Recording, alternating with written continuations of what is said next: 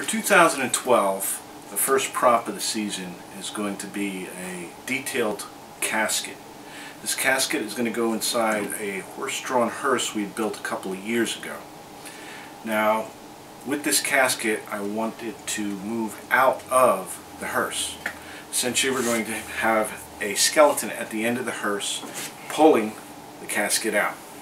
And what we've got so far is we've built the base for the casket. And what we have is a 2x4 frame, and we've taken garage door pulleys, you can get at Home Depot or Lowe's, and we've bolted them into the base of the frame. Then we've taken track sealing, you can get these again at Lowe's or Home Depot, and mounted them to 2x4s. And what will happen is these will act as the tracks for the casket, and it will slide in and out. Right now it's upside down. Just wanted to show you some of the details on how this is built.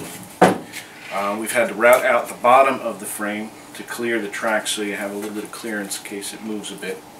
And what I'm going to do next is flip this over, mount it on the rails, and show you how it's going to work.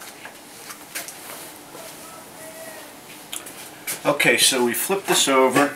We've put our 2x4 tracks down in the base of the hearse here, and what we'll have is a pneumatic cylinder with a 24-inch stroke, 1 3/4-inch bore.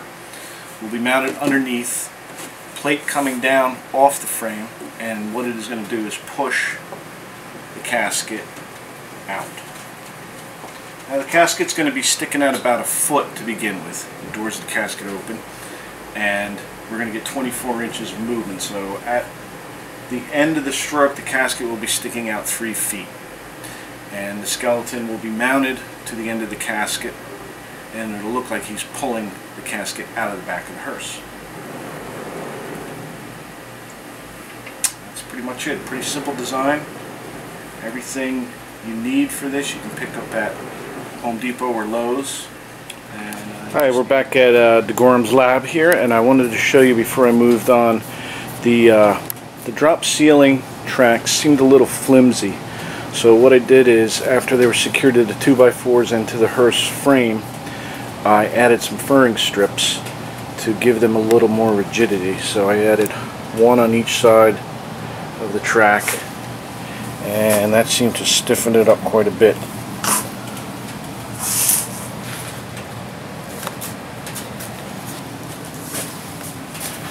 Shot from the end. They're all secure, and I'm ready to start mounting the pneumatic cylinder.